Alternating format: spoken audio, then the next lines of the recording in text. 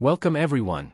In this demonstration video, we'll guide you through the creation of a simple RESTful service and show how it can be deployed using the Azure Kubernetes Service primary adapter. This walkthrough showcases how Macha's modular, reusable architecture and cloud-native integration capabilities enable developers to rapidly build scalable, secure, and deployment-ready applications, all while adhering to clean architecture principles. Before we begin, please note, this video demonstration is time-compressed to streamline the process and highlight key steps involved.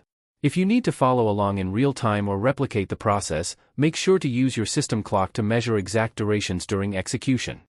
Now, let's dive into the creation of a RESTful service with the Azure Kubernetes Service primary adapter, powered by the modular architecture of the Macha Seed Project in the MachanismOrg ecosystem. Let's begin by setting up the project.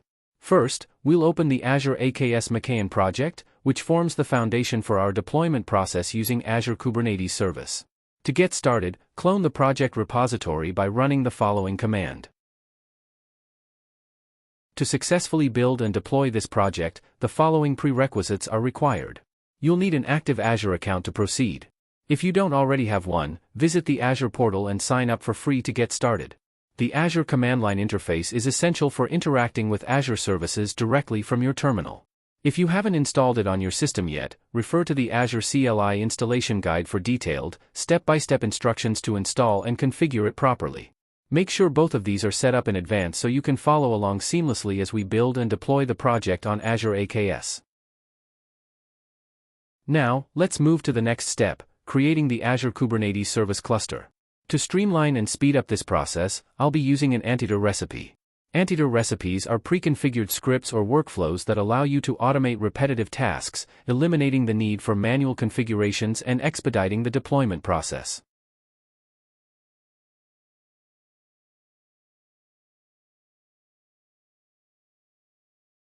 Open Kubernetes Services. Click on the Create button. Fill in the required settings, including the resource group, cluster name, and region. For scalability and performance, specify the node size and the node count as per your project requirements. Ensure you enable RBAC, role-based access control, for security.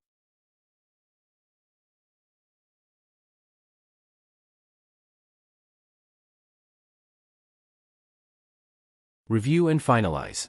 Once all the details are configured, click Review plus Create to validate the settings.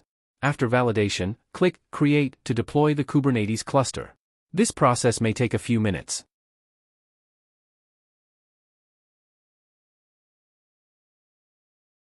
To deploy our application onto the Azure Kubernetes Service, we need to containerize the application by creating a Docker image. This image will package the application along with all its dependencies, ensuring it runs consistently across different environments.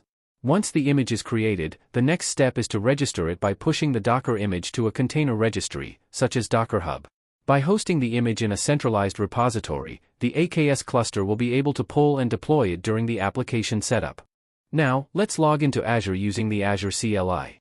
This step is essential to authenticate your local environment with your Azure account. Logging in through the Azure CLI will allow us to interact with Azure services and manage resources directly from the command line.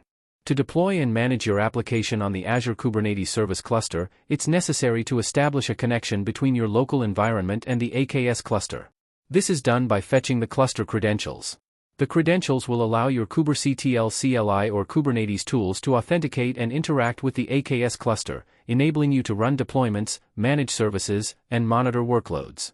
Once credentials are fetched, the context is automatically configured. Your local environment is now linked to the AKS cluster, and you're ready to proceed with deploying your containerized application. Now, it's time to build and push the Docker image for your application. The Docker image acts as the containerized representation of your application, bundling its code, dependencies, and environment into a portable format. This ensures that the application will run consistently across different infrastructure environments, including the Azure Kubernetes Service, AKS. Once the image is built, the next step is to upload it to a container registry like Docker Hub or Azure Container Registry. This repository acts as a centralized location, allowing the AKS cluster to pull the image at deployment time. Next, let's verify that our Docker image has been successfully pushed to Docker Hub. To do this, access your Docker Hub account and navigate to the repository where the image was uploaded. Check for the following key details. Image name and tag. Verify that the image has the correct name and version tag, ensuring it matches what you'll reference in your deployment configuration. To ensure secure communication with Commercetools, we'll need to store the API secret key as a Kubernetes secret.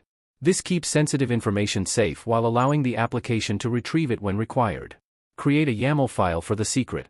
Begin by defining a secret.yaml file. In this file, specify the necessary key value pairs for your Commercetools credentials.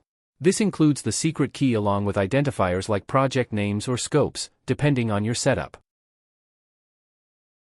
The final deployment step involves applying the Kubernetes deployment configuration. Execute the command to apply the deploy.yaml file, which will instruct Kubernetes to create and manage the necessary resources in the AKS cluster. Now, let's check the status of the services running in your Kubernetes cluster. To do this, we'll use the kubectl get svc command. This command lists all the active services within your AKS cluster, including the one we just deployed. Next, let's take a look at the logs for our pod to ensure the application is running correctly. Pods are the fundamental units of execution in Kubernetes, and examining their logs helps us verify that the application has started successfully and troubleshoot any potential issues. Now, let's move to the final step of this presentation, sending a request to our REST service. To validate that our deployment is functioning as intended, we'll make a live request to the RESTful API we just deployed. For this demonstration, I'll use the Anteater recipe, a powerful and versatile tool specifically designed for interactive testing. Of course, you are free to use any other tool or method for testing, like Postman, curl, or custom scripts. The key here is to confirm that our application is operational, properly deployed, and responding accurately to API requests. As part of the final verification, let's open the Commercetools Merchant Center and locate an existing user. This step allows us to ensure that our REST service has successfully communicated with Commercetools and that user data is synchronized as expected. Find the section where user records are stored.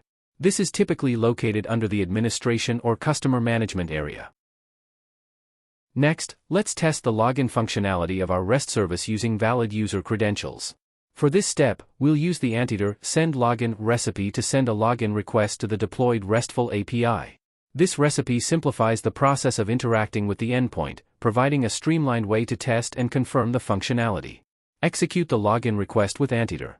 Using Anteater, send the login request to the REST service endpoint. The tool will handle the request formatting and display the server response for verification. Thank you for watching. Stay connected for more tutorials, and feel free to reach out with questions or feedback. Until next time, happy coding!